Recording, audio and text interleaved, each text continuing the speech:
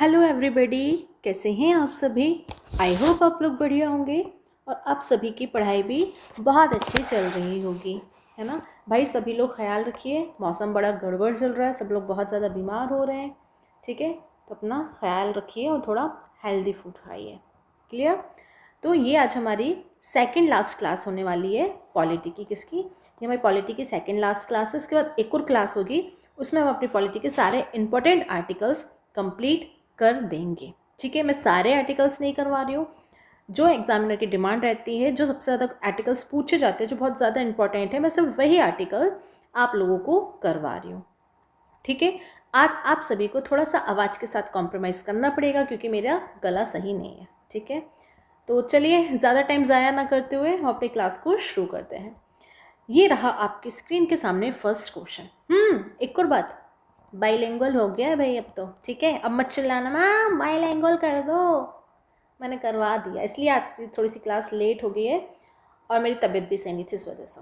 ठीक है, चलिए फर्स्ट क्वेश्चन है, नीति आयोग के स्थान पर भारत सरकार द्वारा स्थापित किया गया था। मतलब कि नीति आयोग किसके स्थान पर क्या किया गया था?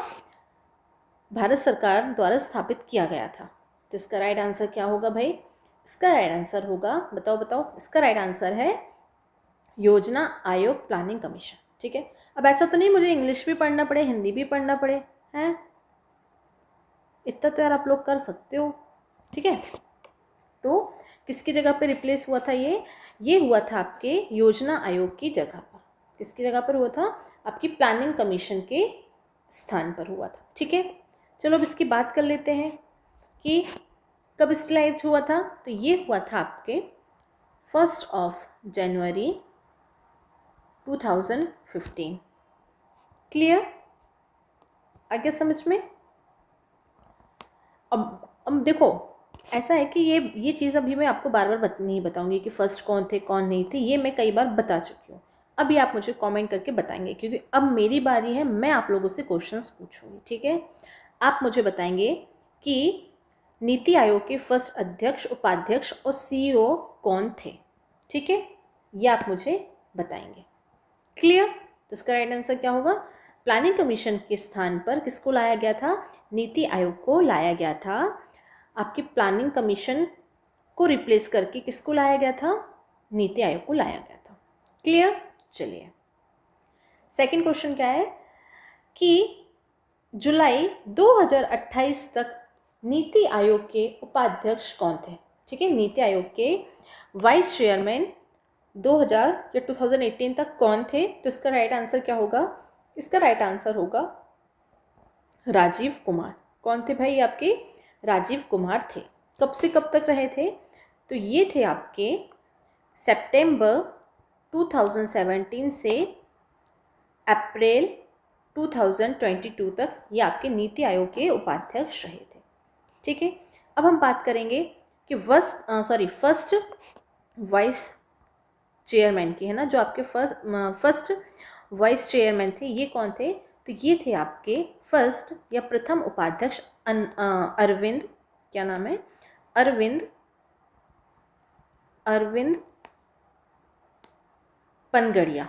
ठीक है, अरविंद पनगड़िया। ठीक है, ये आपके फर्स्ट क्या थे? फर्स्ट उपाध्यक्ष थे। इनके इस्तीफे के बाद फिर कौन बने थे? आपके राजीव कुमार जी बने थे। क्लियर? इतना समझ में आया? ठीक है, अब हम यहाँ पर नाम आ रहा है किसका? यहाँ पर नाम आ रहा है अमिताभ कांत का। किसका नाम आ रहा है? अमिताभ कांत का। तो ये क्या थे? ये नीति आयोग के मुख्य कार्यकारी या कह सकते हैं कि सीईओ थे। कौन थे ये? सीईओ थे। ये कौन थे? आपके सीईओ। ठीक है, ये कौन थे? आपके सीईओ थे। क्लियर? फिर बात की गई है यहाँ पे राजीव माहेश्वरी की। तो ये क्या थे? ये आपके रिटायर आईएएस ऑफिसर रहे हैं। कौन रहे हैं? ये आपके रिटायर आईएएस ऑफिसर रहे हैं। कौन? राजीव माहेश्वरी। ठीक है, फिर बात करते हैं अरविंद सुब्रमण्यम की। तो ये 2014 से 2018 तक भारत सरकार के मुख्य आर्थिक सलाहकार क्या रहे हैं? आर्थिक सलाहकार रहे हैं या सीईओ रहे हैं? CEO रहे हैं, किसके? आर्थिक सलाहकार, है ना। भारत सरकार के जो मुख्य आर्थिक सलाहकार हैं उसके CEO रूप में इन्होंने कार्य किया है। क्लियर?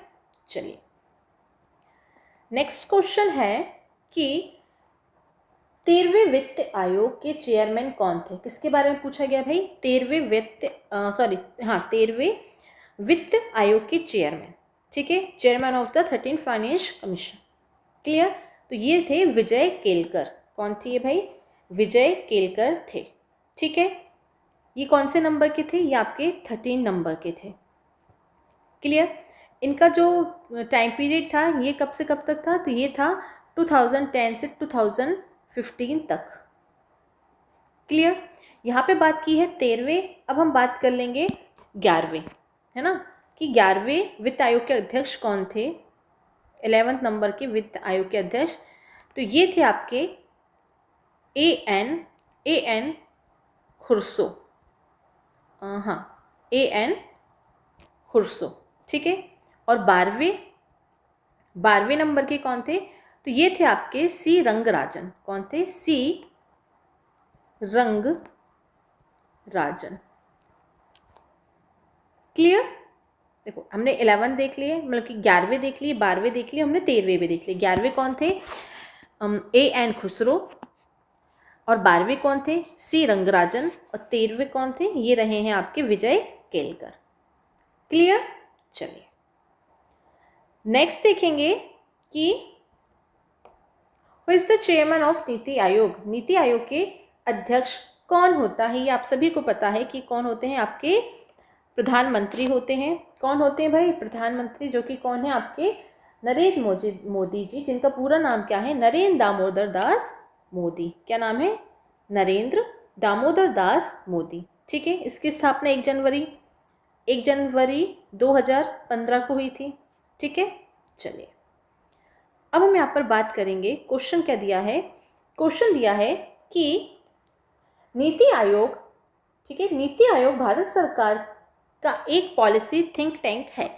इसमें डैश की प्रतिस्थापित किया गया है। किसके द्वारा प्रतिस्थापित किया गया है? तो ये आपके भारत का योजना आयोग है ना, जो आपके प्लानिंग कमीशन ऑफ इंडिया के तहत क्या किया गया है? इसको प्रतिस्थापित किया गया है, ठीक है। आपका जो नीति आयोग है ना, इसने 65 ईयर पुराने योजना आयोग का स्थान लिया था। मतलब कि आपके 65-60 से क्या चला आ रहा था? योजना आयोग। उसके स्थान पर किसने आपकी जगह ले ली? नीति आयोग ने ले ली, ठीक है। क्लियर? चलिए नेक्स्ट क्वेश्चन क्या है? नेक्स्ट क्वेश्चन है कि निम्न में से कौन सा अतिरिक्त संवैधानिक निकाय है ना? कौन सा क्या है? अतिरिक्त एक्स्ट्रा कॉन्स्टिट्यूशनल बॉडी है। तो ये कौन सी है भाई? ये आपके नीति आयोग है। कौन सी है? नीति आयोग है। क्लियर? ये एक्स्ट्रा कॉन्स्टिट्यूशनल बॉडी है, ठीक है। इतना क्लियर हुआ? चलिए देखिए, यहाँ पर बात हो रही है वित्त आयोग की। तो वित्त आयोग का संविधान के किस अनुच्छेद से संबंध है? तो ये आपके आर्टिकल 280 है ना, 280 आर्टिकल से इसका संबंध है, ठीक है। फिर यहाँ पे दिया है भाषा आयोग, तो इसका संबंध किससे है? आर्टिकल 344।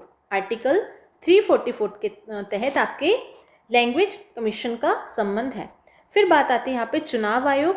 तो चुनाव आयोग का संबंध संविधान के आर्टिकल या अनुच्छेद 324 आर्टिकल 324 से संबंधित है। क्लियर? चलिए नेक्स्ट क्वेश्चन है, योजना आयोग के पहले अध्यक्ष निम्न में से कौन थे? किसके बारे में पूछा गया? First chairman of planning commission. किसके बारे में पूछा गया? Planning commission. आप जल्दी जल्दी में नीति आयोग के समझकर मत लगा देना, है ना। तो कौन थे आपके? जवाहरलाल नेहरू। कौन थे? इसका आंसर होगा option D, Jawaharlal Nehru. Clear? क्योंकि पूछा किसके बारे में है यहाँ पर? प्लानिंग कमीशन या योजना आयोग के बारे में पूछा गया है। तो भारत के जो प्रधानमंत्री योजना आयोग के क्या होते हैं? पदेन अध्यक्ष के रूप में कार्य करते हैं। इसके रूप में कार्य करते हैं, पदेन अध्यक्ष के रूप में कार्य करते हैं। ठीक है, तो इसके पहले प्लानिंग कमीशन के पहले अध्यक्ष कौन रहे? ये आपके जवाहरलाल नेहरू रहे हैं। क्लियर? ठीक है, अब हम यहाँ पर बात करेंगे कि आपके जो प्लानिंग कमीशन है इसकी स्थापना कब हुई थी। तो प्लानिंग कमीशन की हुई थी 15 मार्च 1950। ठीक है, जो कि अभी वर्तमान में नीति आयोग के नाम से है, मतलब कि नीति आयोग ने उसको, योजना आयोग को किसने रिप्लेस किया है? नीति आयोग ने। तो नीति आयोग का कब से है? ये है आपकी प्लानिंग कमीशन। ठीक है, योजना यहाँ पे है आपकी नीति आयोग। तो इसका कब हुआ था? ये हुआ था 1 जनवरी 2015। क्लियर? ये है आपका प्लानिंग, ये है आपका नीति आयोग। ठीक है, चलिए, और पढ़ाई कैसी चल रही है आप सभी की? बढ़िया कर रहे हो ना? देखो, बिना टेंशन के करो। अगर टेंशन लेके करोगे ना कि हाय मेरा एग्ज़ाम है, अब मैं क्या करूं, ऐसे कुछ नहीं होगा। बस रेगुलर पढ़ो। ठीक है, अगर आप रेगुलर भी 4 घंटे पढ़ रहे हो ना, इनफ है। पर वो थोड़े स्मार्ट वर्क करो, ये नहीं कि गधा मजदूरी करने लगे हो। चलिए नेक्स्ट क्वेश्चन देखते हैं। नेक्स्ट क्वेश्चन क्या है? अरे हाँ, नीति आयोग में नीति का अर्थ क्या है ना? नीति का फुल फॉर्म क्या है? तो इसका राइट आंसर क्या होगा? Option D, national institution for transforming India. क्या है?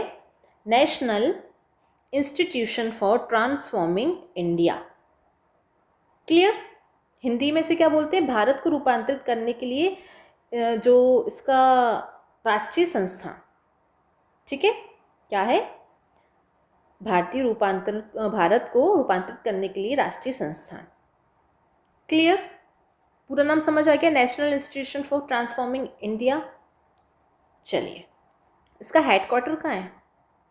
हेडक्वार्टर नई दिल्ली, न्यू दिल्ली। क्लियर? इसके अध्यक्ष या हेड कौन है?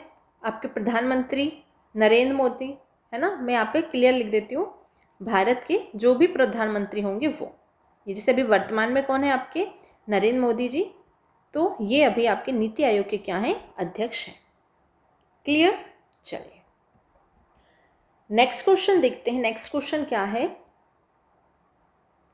नेक्स्ट क्वेश्चन बनता है कि हैदराबाद, ध्यान से पढ़िएगा, हैदराबाद में ग्लोबल इंटर्नशिप समिट, है ना, GES 2017 कब हुई थी? 2017 में। का योजना संयुक्त रूप से नीति आयोग द्वारा किया गया था। नीति का पूर्ण रूप ये मैंने अभी आपको बताया था। क्या? ये मैंने अभी आपको बताया था कि national institution for transforming India. Option B इसका क्या है? राइट आंसर है। ठीक है, क्लियर? चलिए आगे बढ़ते हैं। नेक्स्ट क्वेश्चन क्या है कि भारत की राष्ट्रीय विकास परिषद की स्थापना कब हुई थी? भारतीय राष्ट्रीय परिषद कब स्थापित किया गया था? National development council of India stabilized, इसकी स्थापना कब हुई थी? तो इसका राइट आंसर है 1952। कब हुई थी? 1952। इसकी यहाँ पर हम डेट देख लेते हैं। ये है 6 अगस्त या 6 अगस्त 1952, 1952। ठीक है, इसके संस्थापक कौन थे भाई? अब हम इसकी बात कर लेंगे कि इसके संस्थापक कौन थे। संस्थापक ये कौन थे? तो ये उस समय के प्रधानमंत्री कौन थे? जवाहरलाल नेहरू थे। कौन थे? जवाहरलाल नेहरू, चचा नेहरू। ठीक है, कौन थे भाई? चचा नेहरू थे। क्लियर?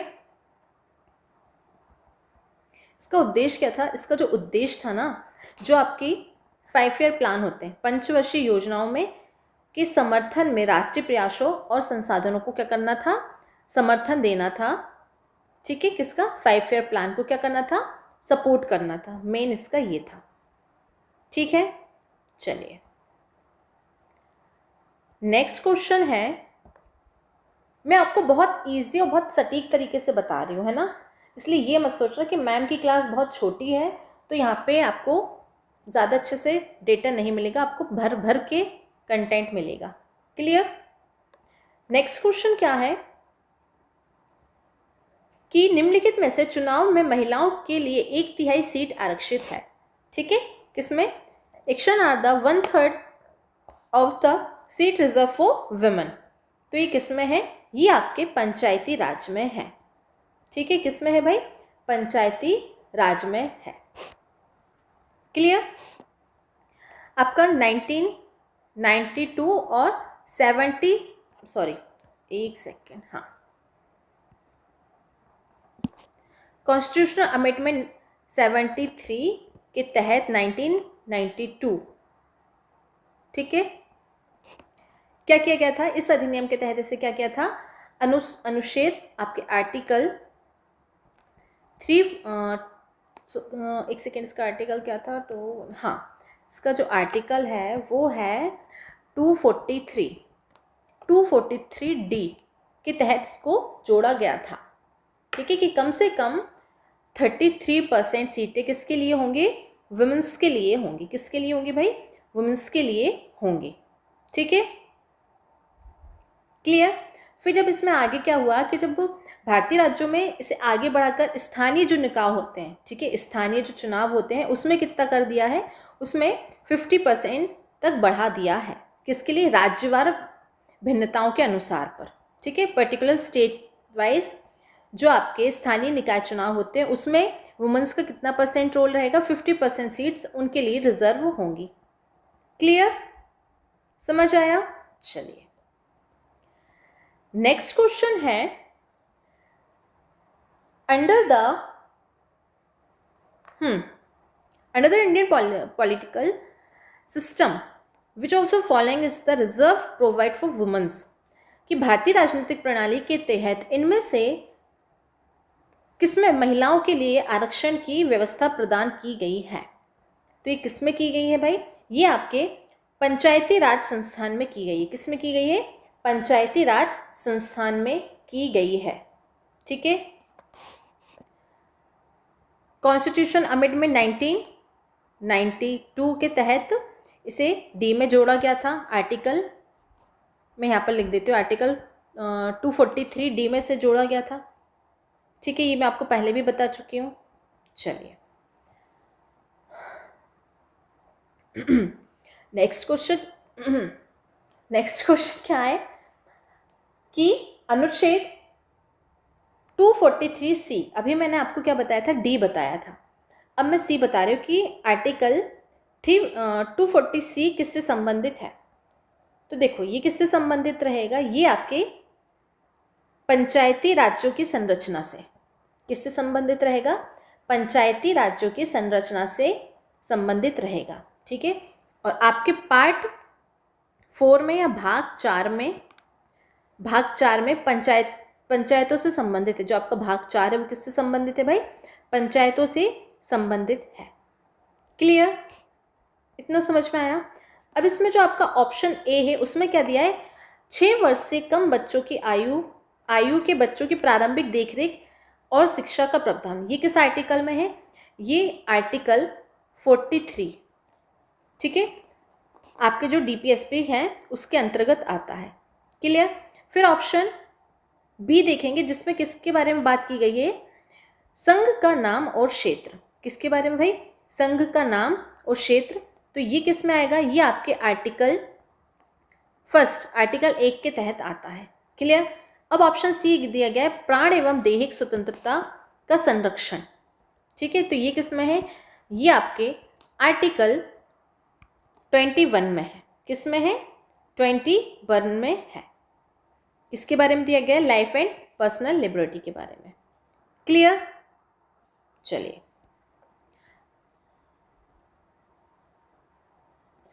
नेक्स्ट क्वेश्चन दिया गया है, यदि कोई राज्य संवैधानिक तरीके से संचालन में विफल होता है, क्या लिखा गया है कि अगर कोई राज्य संवैधानिक रूप से संचालन में विफल होता है तो वहाँ वहाँ पर क्या होता है? राज्य आपातकाल लागू किया जाता है।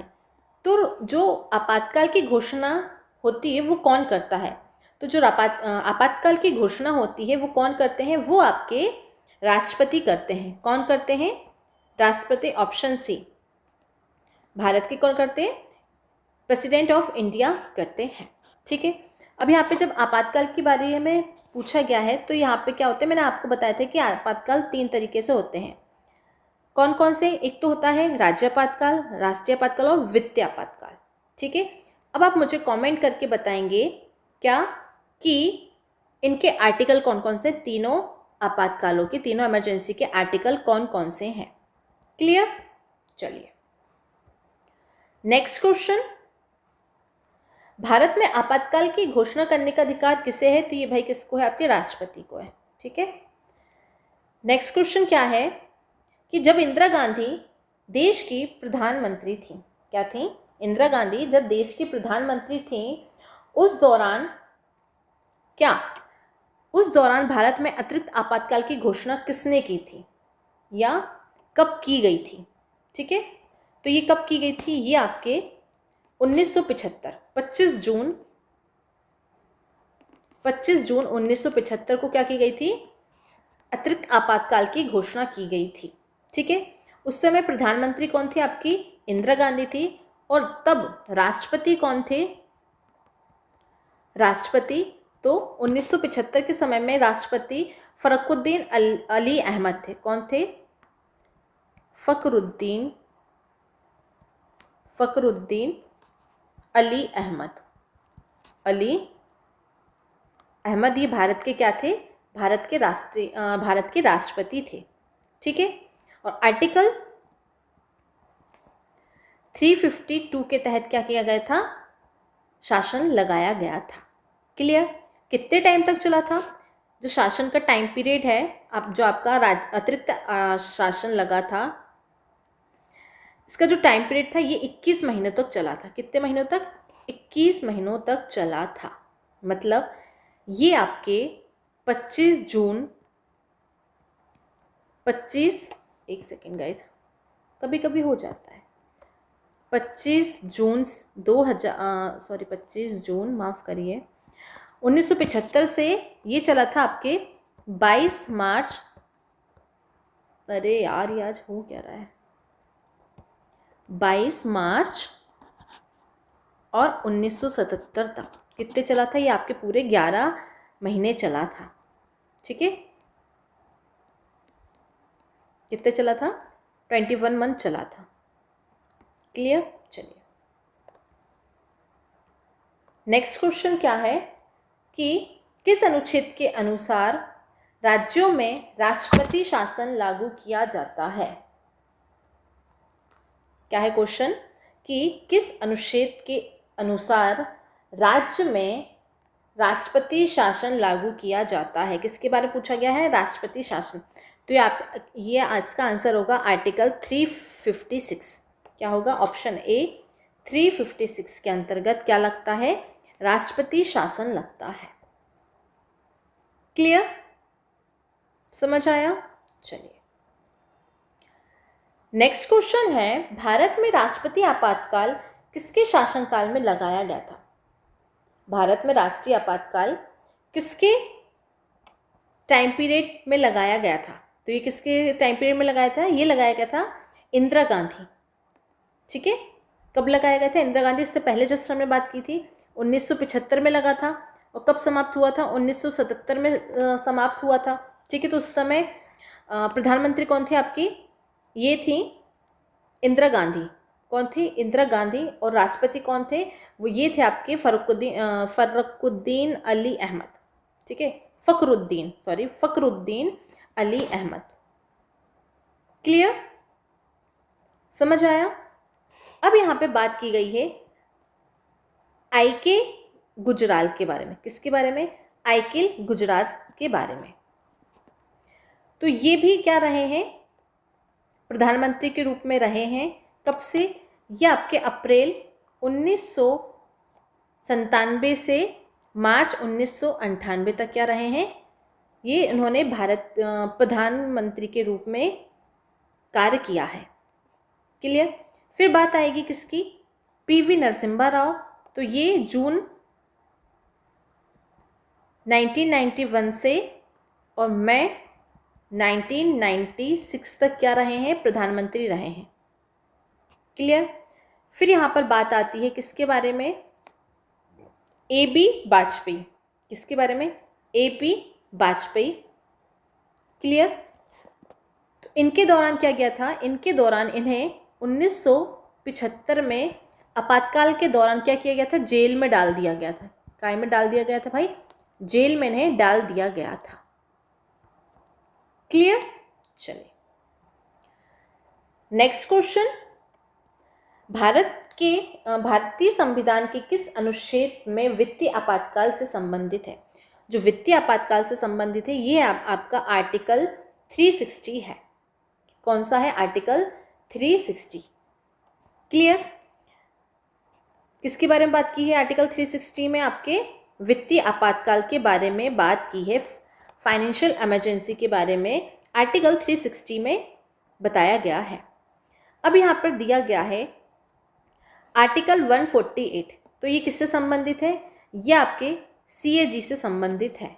किससे संबंधित है, CAG, नियंत्रक एवं महालेखक परीक्षक से। आर्टिकल 143 किससे, आर्टिकल 143 है, ये किसके मामले देखते हैं, सार्वजनिक महत्व या कानून के मामलों पर सर्वोच्चपरी है। ठीक है। क्लियर। मैं यहाँ पर लिख देती हूँ सार्वजनिक मामले, सार्वजनिक महत्व। ठीक है। आर्टिकल 360 हमने देख लिया, ये आपके वित्तीय आपातकाल से संबंधित है। आर्टिकल 72 ये किसके द्वारा, ये संबंधित है आपके जो राष्ट्रपति होते हैं, क्या होते हैं, राष्ट्रपति की क्षमादान सजा में छूट से संबंधित है। ठीक है, आर्टिकल 72। क्लियर।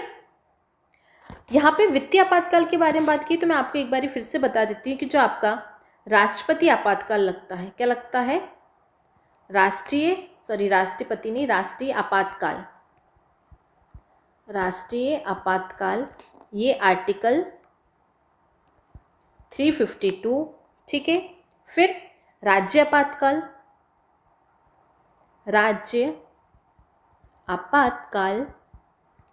ये कब लगता है, ये आर्टिकल,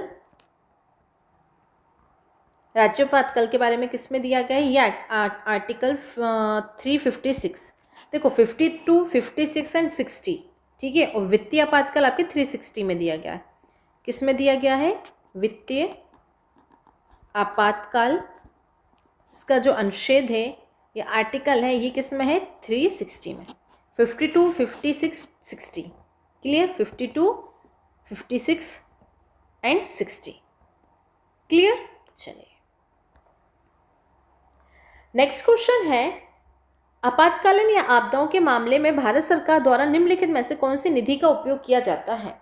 किसके दौरान, यह आपके आपातकालीन या आपदा के मामलों में भारत सरकार द्वारा निम्नलिखित में से कौन सी निधि का उपयोग किया जाता है। क्लियर। मतलब कि निधि से मतलब है कि फंड, किस फंड का यूज़ किया जाता है आपके इमरजेंसी में। तो ये यूज़ किया जाता है आकस्मिक निधि। ठीक है। किसके बारे में, आकस्मिक निधि से फंड लिया जाता है। क्लियर। चलिए नेक्स्ट क्वेश्चन क्या है, नेक्स्ट क्वेश्चन है भारत बांग्लादेश की भूमि सीमा समझौते। किसके बारे में पूछा गया है, भारत बांग्लादेश की भूमि सीमा समझौते से संशोधित संस्करण को दोनों देशों द्वारा भारतीय संविधान के किस संशोधन के तहत अंगीकृत किया गया है। तो किसके तहत किया गया है, ये आएगा आपका 100 कॉन्स्टिट्यूशन अमेंडमेंट 2015, 100वां संवैधानिक संशोधन विधेयक 2015। कब किया गया है, 2015 में किया गया है। 100 कॉन्स्टिट्यूशनल अमेंडमेंट बिल 2014 के अंतर्गत किया गया है, संशोधित किया गया है। क्लियर। इतना समझ में आया। अब हम यहाँ पर बात करेंगे किसके बारे में, दिया गया है 99वां। तो इसमें क्या है, जो आपका 99वां संवैधानिक संशोधन विधेयक 2014, इसमें क्या क्या है, इसमें राष्ट्रीय नियुक्ति न्यायिक नियुक्ति के बारे में से संबंधित है। किससे संबंधित है, मैं दूसरे कलर से लिख देती हूँ। ये जो संबंधित है आपके राष्ट्रीय निकाय, राष्ट्रीय न्यायिक नियुक्ति से संबंधित है। ठीक है, किससे संबंधित है, राष्ट्रीय न्यायिक युक्ति से संबंधित है। फिर बात करेंगे, यहाँ पर दिया गया है 98 कॉन्स्टिट्यूशनल अमेंडमेंट बिल 2012, ये किससे संबंधित है, ये कर्नाटक के हैदराबाद और कर्नाटक क्षेत्र के विशेष दर्जे से संबंधित है। किससे संबंधित है, ये आपके कर्नाटक और हैदराबाद, कर्नाटक हैदराबाद क्षेत्र के विशेष दर्जे से संबंधित है। अब बात करेंगे 101वां संवैधानिक संशोधन विधेयक 2016, ये किससे संबंधित है, ये आपके जीएसटी से संबंधित है। किससे संबंधित है, जीएसटी से संबंधित है। क्लियर, चलिए नेक्स्ट क्वेश्चन क्या है। गाइस थोड़ा सा मैं क्विक कराऊंगी क्योंकि देख लो आप लोग बैटरी कम बच्ची, लाइट है नहीं क्योंकि बारिश बहुत ज़ोरों से हो रही है। ठीक है, ऐसा ना हो क्लास आधे में ही बंद हो जाए। नेक्स्ट क्वेश्चन क्या है, क्योंकि आज सुबह से हमारे यहाँ लाइट नहीं है बारिश की वजह से। नेक्स्ट क्वेश्चन दिया गया है कि भारतीय संविधान का 100वां संशोधन 2015 किससे संबंधित है। तो ये अभी आपको बताया था, ये नहीं, इससे पहले दूसरा आया था, वो आया था कर्नाटक और हैदराबाद वाला। कौन सा आया था, कर्नाटक और हैदराबाद वाला। ये देखो यहाँ पर आया था ना, कर्नाटक और हैदराबाद वाला था। ठीक है, अब इसका जो राइट आंसर होगा वो क्या होगा, ये होगा आपके ऑप्शन, एक सेकंड में इसको पहले सही कर लूँ। क्या दिया गया है कि भारतीय संविधान का 100वां संशोधन किससे संबंधित है। तो ये आपके लैंड बाउंड्री से संबंधित है, भारत और बांग्लादेश के बीच भूमि समझौते से संबंधित है। किससे संबंधित है, भूमि समझौते से संबंधित है। क्लियर। अब यहाँ पर हम देखते हैं, दिया गया है कि आर्थिक रूप से कमजोर वर्गों के लिए 10% आरक्षण है, minimum 10% reservation of economical weak section. ये सही है या गलत है, बताओ। जो आपके EWS में आते हैं उनके लिए 10% आरक्षण, ये किस में दिया गया है, ये इसके बारे में दिया गया है आपके 103 कॉन्स्टिट्यूशनल अमेंडमेंट 2019 वाले में, 2019। ठीक है, इसका संबंध किससे है, तो ये आपके 103वां संवैधानिक संशोधन अधिनियम 2019 से संबंधित है। क्लियर, किससे संबंधित है, 19 से संबंधित है। फिर ऑप्शन बी, ये भी हमने डिस्कस कर ही लिया है। ऑप्शन सी के बारे में देखेंगे कि दिया गया है वस्तु और सेवा कर जीएसटी की शुरुआत, ये कब से हुई थी। तो ये आपके जीएसटी की जो शुरुआत हुई थी ये आपके 101वें कॉन्स्टिट्यूशनल अमेंडमेंट 2016, ठीक है, 2016 से इसे लागू कर दिया गया था। फिर दिया गया है ऑप्शन डी, राष्ट्रीय न्यायिक नियुक्ति आयोग AGAC की स्थापना। तो ये कब की गई थी, ये आपके 99वें कॉन्स्टिट्यूशनल अमेंडमेंट 2014 के तहत की गई थी। क्लियर। चलिए नेक्स्ट क्वेश्चन है, इनमें से किसे 1 जुलाई 2017 को भारतीय संविधान में 101वें संशोधन के रूप में पेश किया गया था। कौन से संशोधन के रूप में, 101वें संशोधन के रूप में पेश किया गया था। तो इसका राइट आंसर क्या होगा, ये पूछा गया है। ठीक है, चलिए देखते हैं इसका राइट आंसर क्या होगा। तो इसका राइट आंसर है ऑप्शन बी। क्या है, option B, goods and service tax, वस्तु एवं सेवा कर। क्या है, वस्तु एवं सेवा कर। क्लियर, 2017 से ये लागू हो गया था और 101वें क्या संविधान संशोधन अधिनियम के द्वारा। ठीक है, इसका नारा क्या था, मैं यहाँ पे क्या लिख देती हूँ, इसका नारा लिख देती हूँ। नारा क्या था, एक राष्ट्र एक कर, एक राष्ट्र, एक कर, एक बाजार, एक बाजार। क्लियर? इतना समझ में आया? चलिए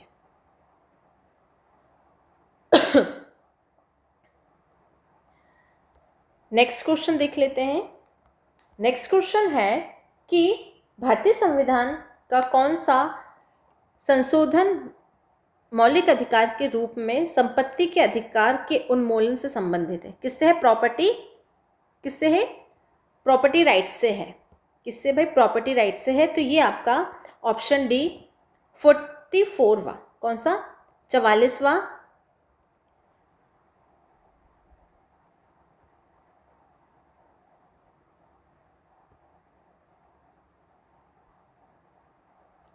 ये क्या हो गया? एक सेकेंड गाइस, हैंग कर रहा है।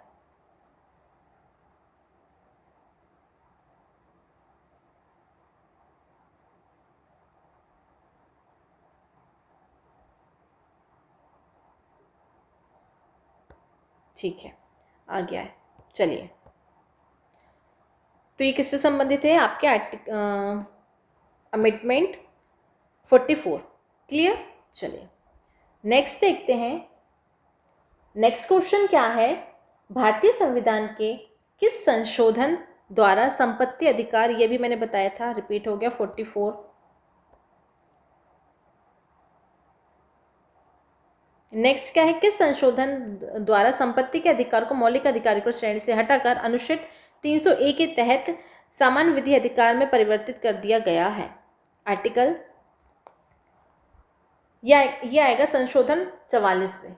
क्या आएगा? संशोधन 44। क्या आएगा? संशोधन 44। क्लियर? चलिए फिर नेक्स्ट है, भारत के संविधान में नागरिकों के मौलिक कर्तव्यों को किस संविधान संशोधन के तहत शामिल किया गया है? तो ये आपके 42nd कॉन्स्टिट्यूशन अमेंडमेंट एक्ट के द्वारा क्या किया गया है? शामिल किया गया है। क्लियर? समझ में आया इतना? और किस पार्ट में है? तो ये आपके भाग 4A के अंतर्गत है। ठीक है? क्लियर? और किसकी सिफारिश पे? तो ये स्वर्ण सिंह समिति की सिफारिश पर। किसकी? स्वर्ण सिंह समिति की सिफारिश पर किया गया था। क्लियर? चलिए नेक्स्ट क्वेश्चन है, श्रीमती इंदिरा गांधी द्वारा लगाए गए आपातकाल के दौरान अधिनियमित किस संशोधन को महत्वपूर्ण और बड़ी संख्या वाले परिवर्तन की वजह से मिनी संविधान के रूप में जाना जाता है? तो ये होगा 42nd अमेंडमेंट एक्ट। ठीक है? क्या होगा? 42nd। इसे क्या बोलते हैं? लघु संविधान कहा जाता है। क्लियर? क्या कहा जाता है? लघु संविधान कहा जाता है। ठीक है? चलिए नेक्स्ट क्वेश्चन है कि अनुच्छेद या आर्टिकल 51A, जिसमें मौलिक कर्तव्यों का वर्णन है, कि को किस संविधान संशोधन के तहत संविधान में शामिल किया गया है? तो ये आपके 42nd अमेंडमेंट, ठीक है, 1976 के अंतर्गत इसे शामिल किया गया है। नेक्स्ट क्वेश्चन दिया गया है, किस संवैधानिक संशोधन को मिनी संविधान के रूप में जाना जाता है, जिसकी सिफारिश किसने की थी? स्वर्ण सिंह समिति ने। तो ये इसका राइट आंसर क्या होगा? 42nd। मैं आपको पहले ही बता चुकी हूँ कि स्वर्ण सिंह समिति की सिफारिश पर इसको किया गया है। क्लियर? फिर क्वेश्चन है कि भारत के संविधान के इनमें से किस अंग को प्रावधानों को संशोधित नहीं किया गया है? तो इसका राइट आंसर होगा ऑप्शन ए, जुडिशियल रिव्यू, न्यायिक समीक्षा। क्या होगा इसका राइट आंसर? न्यायिक समीक्षा। ठीक है? चलिए फिर नेक्स्ट क्वेश्चन क्या है? क्वेश्चन है कि किस राज्य के मंत्रिपरिषद में मुख्यमंत्री सहित मंत्रियों की कुल संख्या उस राज्य के विधानसभा के सदस्यों का कुल संख्या के कितने प्रतिशत से अधिक होता है?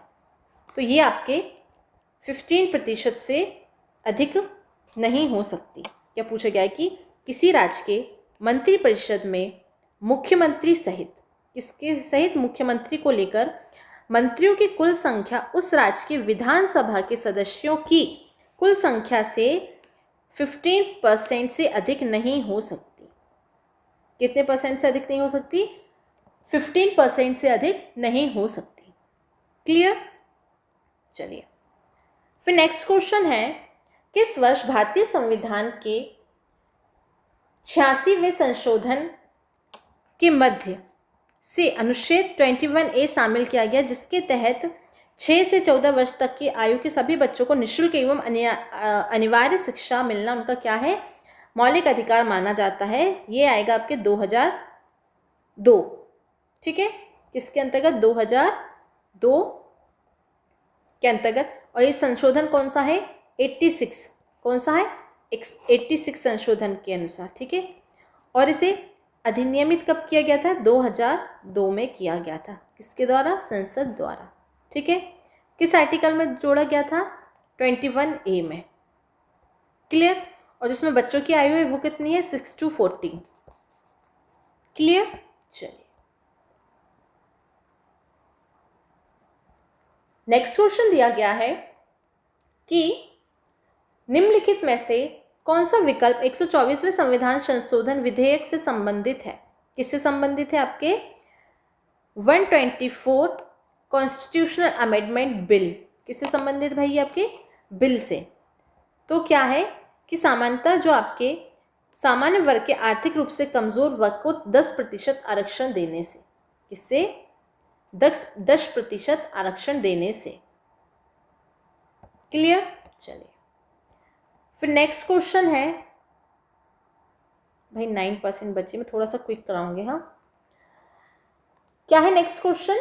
किस संवैधानिक संशोधन में नीति निर्देशक तत्वों को मौलिक अधिकार पर वरीयता दी गई है? तो ये आपका संवैधानिक संशोधन 42। ठीक है, तो 42nd अमेंडमेंट एक्ट 1976। क्लियर? चलिए फिर नेक्स्ट क्वेश्चन क्या है कि भारतीय संविधान के किस संशोधन द्वारा दिल्ली को राष्ट्रीय राजधानी एनसीटी का दर्जा मिला है? किसके तहत मिला है? तो ये 69 अमेंडमेंट एक्ट के द्वारा मिला है। किसके द्वारा मिला है? 69 अमेंडमेंट एक्ट के द्वारा मिला है। क्लियर? इसमें कौन से नए आर्टिकल जोड़े गए थे? 239A और आर्टिकल 239A और B के तहत इसे क्या गया था? जोड़ा गया था। क्लियर? चलिए नेक्स्ट क्वेश्चन है, भारतीय संविधान के अनुसार संवैधानिक संशोधन विधेयक संसद के किस सदन में पारित होता है? तो ये आपके दोनों, both house, upper and lower together. ठीक है, दोनों हाउसों में क्या होता है? पारित होता है। फिर नेक्स्ट क्वेश्चन है, राष्ट्रीय जल संरचना विधेयक 2016 के प्रस्तावित मसौदे में निम्नलिखित में क्या शामिल नहीं है? क्या पूछा गया है? जो शामिल नहीं है उसके बारे में पूछा गया है। इसका राइट आंसर क्या होगा? इसका राइट आंसर होगा ऑप्शन ए, आमरण भूख हड़ताल इसके अंतर्गत शामिल नहीं है। क्लियर? चलिए नेक्स्ट क्वेश्चन है, भारत में पंचायती राज की स्थापना के लिए निम्नलिखित में से कौन सा संवैधानिक संशोधन अधिनियम प्रदान किया गया था? तो ये आपका 73 कॉन्स्टिट्यूशनल अमेंडमेंट एक्ट के तहत इसे क्या किया था? प्रदान किया गया था। क्लियर? 73वां संविधान संशोधन अधिनियम 1992। ठीक है, चलिए नेक्स्ट क्वेश्चन है कि बानवे संशोधन अधिनियम के माध्यम से भारतीय संविधान की 8वीं अनुसूची निम्नलिखित भाषाओं में शामिल नहीं है। कौन सी जो शामिल नहीं है? कन्नड़। ठीक है, कन्नड़ शामिल नहीं है। फिर नेक्स्ट क्वेश्चन है कि भारतीय संविधान के किस संशोधन के तहत बोडो, डोंगरी, मैथिली और संथाली भाषाओं को संविधान की 8वीं अनुसूची में शामिल किया गया है? ठीक है, तो ये आपके 92 अमेंडमेंट एक्ट 2003 के अंतर्गत किया गया है, शामिल किया गया है। नेक्स्ट क्वेश्चन है संविधान के 96वें संशोधन का उद्देश्य क्या था? ठीक है, इसका उद्देश्य क्या था? तो इसका राइट आंसर होगा कि उड़िया के स्थान पर ओडिशा शब्द का यूज होगा। ठीक है, use of the word Odia to Odia insert of Odia. ठीक है, उड़िया इंस्टेड ऑफ उड़िया, कि उड़िया के स्थान पे उड़िया के स्थान पे ओडिया शब्द का प्रयोग किया जाएगा। किसके स्थान पर? उड़िया के स्थान पर ओडिया शब्द का प्रयोग किया जाएगा। ठीक है, नेक्स्ट क्वेश्चन है 2015 मई 2015 तक संविधान संशोधन में कुल संख्या क्या थी? जो संविधान संशोधन की कुल संख्या क्या थे? तो ये 100 संख्या थी। कितनी थी भाई? 100 संख्या थी। किसकी? संविधान संशोधन की। ठीक है, क्लियर? जो 100वां संविधान संशोधन है, कॉन्स्टिट्यूशनल अमेंडमेंट है, ये 2015 में लागू किया गया था। ठीक है, किस किस के बीच? ये भारत और यहाँ पे लिख देती हूँ, इंडिया वर्सेस पाकिस्तान के बीच क्या की गई थी? सीमा, जो आपकी भूमि सीमा समझौता किया गया था। ठीक है, चलिए नेक्स्ट क्वेश्चन है कि संविधान संशोधन में किए गए कुल संशोधन की संख्या है, कि भारतीय संविधान में किए गए कुल संशोधनों की संख्या कितनी है? तो ये 101 है। ठीक है, चलिए नेक्स्ट क्वेश्चन है संविधान का कौन सा संशोधन निजी उच्च शिक्षा संस्थानों में अन्य पिछड़े वर्गों के लिए 27% तक का क्या करता है? रिजर्वेशन प्रोवाइड कराता है। तो ये 93 अमेंडमेंट के अंतर्गत। क्लियर? चलिए फिर नेक्स्ट क्वेश्चन दिया गया है कि संविधान का 99वां संशोधन किसके बारे में है? किसके बारे में पूछा गया है? 99वें संशोधन के बारे में।